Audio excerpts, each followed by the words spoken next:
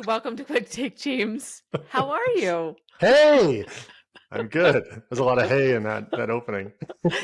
Someday we're gonna have to go behind the scenes and tell the Quicksters why we always, when we show up, we're laughing. Yes, that could be a little too much, inside baseball, but TMI. yes, Yeah, TMI. Okay, fair enough. We'll keep it under wraps for that's now. right. That's right. Well, I let's just jump right into it. That's I right. was talking to a client today, and funny enough, it always so Well, you're very busy applicable because because you're we always so talk busy. about, yeah, but we always talk about the things that are on the minds of people everywhere. So That's why right. not? Why Let's do not? it. So she's in a place, she's an executive, and it's just a lot of things going on in the business right now. And she's Hmm. feeling a little bit anxious about just relationships around her. And so she really wants to think about what's next for her. Right. And down the road, she really would like to do some executive coaching. She knows Oh, she's really cool. good at mentoring. And so she's like, how could I lean into that a little bit? And maybe then when there's opportunities, this is a new skill set. Like, what do you think? How would I do that? And so hence why we had a discussion. But it brings up the whole idea of job crafting. Absolutely. No, we've talked about that in the past, and I Hmm. think it's exciting when people take a moment and go, look, let's take a look at my role and how can I maximize that. It helps me think about when I do a ton of consulting with folks trying to hire new executives, and so often when a person leaves, that puzzle piece is incredibly difficult to backfill because that person who has left has crafted their job crafted for Yeah. it to fit them exactly. They're really strong here and really weak here. So good executives leave a very bizarre puzzle piece. And it's really challenging to fill them. And it's really because good executives are good at job crafting. They're good at being very good at what they want to be good at, and not in focusing on the things that they're not. And that's how that manifests itself. I like what you said about we get so busy in our day-to-day roles that you need to take time and space to consider some things like who Yeah. you need to build your network with, what do you Hmm. need to go next? And this is one of those add-ons or that accelerant that you might Yep. need in your job. And in this woman's example, it gives her something to focus on that brings her a lot of joy, Oh that yeah. gives her, it feels like she's investing in her future. So it serves a lot of purposes for her because it allows her to kind of get through this season, if you will. Well, and I think that's really my first tip on job crafting, which is so often our first tip is actually taking stock. You have to take Yeah. that first step and be very conscious about the topic. And in this case, if you really want to maybe adjust your role, maybe focus it a little more, the first step you want to do is to really take stock in the skills that you have. What are the skills that you want to focus on? What muscles do you want to increase the strength of, and what areas do you find are actually maybe perhaps sucking your energy, and what are those things that you hate most that maybe you can do less of. So taking stock kind of helps you define what your puzzle piece looks like, and if you do that actively, I think you'll be much more successful. I think that's great. I would like to offer some techniques. I would say uh, giving yourself, an hour of uninterrupted time and really Hmm. brainstorm around, and some of those things, like you said, what brings you passion, what are your strengths? Yeah, What are the yeah. things that you normally go to? What are the things that you've gotten great feedback on this last year? What are some Yep. of the things that you go to right away and you kind of like check off your list? The things that you really love.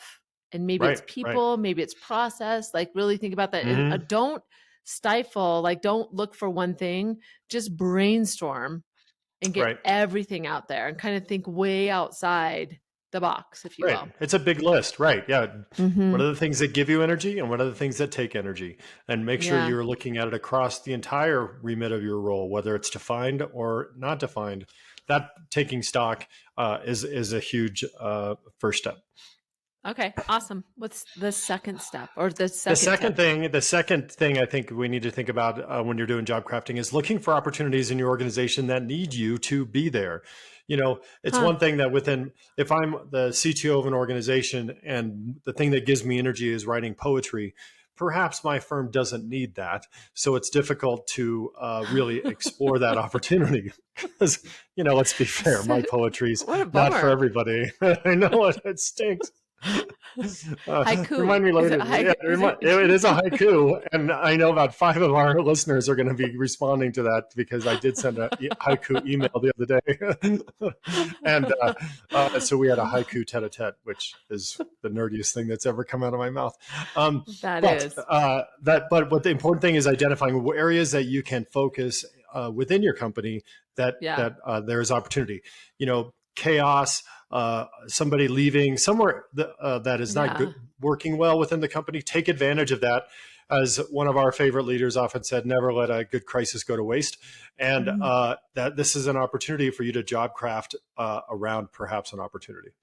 Yeah, you know what I love about that is it also can increase your influence because if you Absolutely. step into a place instead of going and complaining about, oh, that person's Hmm. not doing this or that the company doesn't understand we need that and that's a problem, stepping in and being a part of the Yep. solution can give you visibility. It can increase your influence, and if it falls under your Hmm. boss's role, whew, that's a Fantastic. good way to build some trust. Everybody wins. Yeah, No, everybody wins, and I think absolutely. it. Win, win, I think win. that's super great. And I think the third thing that I want to point out when you do job crafting is I think you really need to put it out there that you're doing it. And I'm not saying announce it, but make sure people are aware that you are taking this on because it's just you just described. If you're doing something that helps your leadership, helps your team, whether it helps your boss, the Yeah. board, whoever it is, identifying that you're undertaking that goes a long way.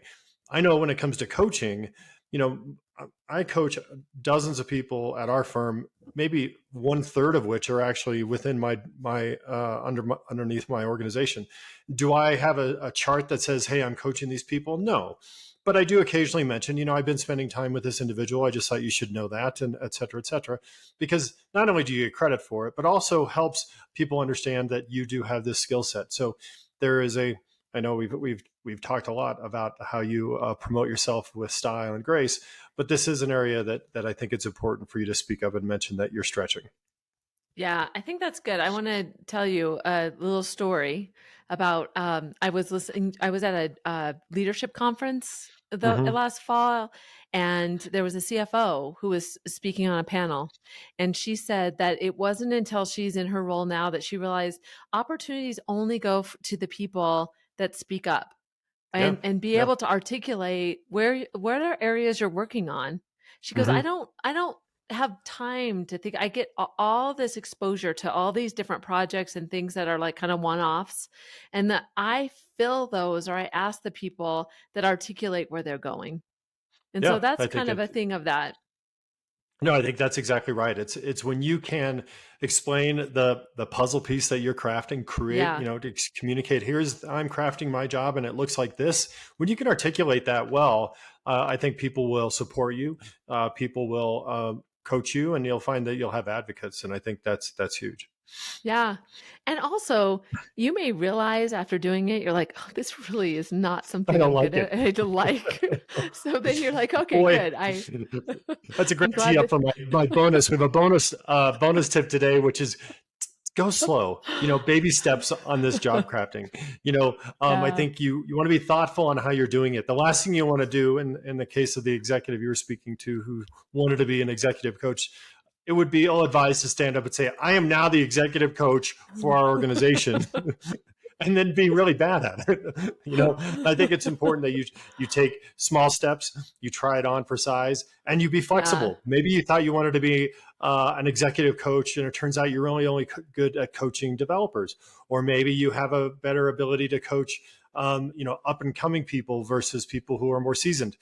I think it's really key that as you look to adjust your job and do some job crafting, is that you're flexible. Because where you think you're going may not be where you end up. Yeah.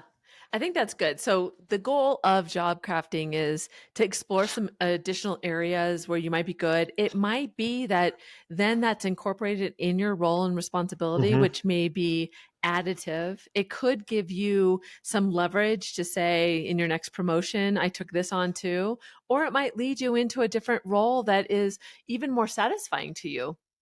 Absolutely. What a great summary. I think that's a good justification and validation and motivation for people to consider job crafting and look at what it can do for you. All right. So what are the three things? Remind us one more time before we So go. we have three things. First and foremost, take stock. Take a look at your skills and strengths, and Hmm. understand where you want to go and where you don't want to go. What gives you energy? What brings you joy, and what does not. Second one is to look at opportunities within the organization. Where are there some holes that you could fill? Where are there some areas that the firm needs some additional resources, energy, or skill, and take advantage of those situations. And then third one, obviously, is to put it out there and communicate that you're going to take a step into that direction. Promote yourself in that role so people will give you credit for when you're successful. And then my fourth and bonus one today is go easy. Ding, Take ding, take ding. baby steps. You don't want to overcommit and go too far and fail too quickly. Give yourself grace and an opportunity to be successful by trying those shoes on for size, if you will. Awesome. I love it so much. Such a good thing to think about and take the time to do it. So, thank Absolutely. you for those. That was awesome. And thanks for joining us. If you have some ideas or you want to ask us a question about job crafting or anything else that is kind of on your mind, we'd love to hear from you. James and I are both on LinkedIn. We're pretty active there. So, you can direct message us or reach out to us. And if you like this episode and you think somebody around you needs to, maybe they need to like explore some other options in their Do a role, little, just do a little job crafting. do to help them, get them proactively job crafting in their role. So thanks for joining us. We love to hear from you. Give us your ideas, and again, we appreciate you.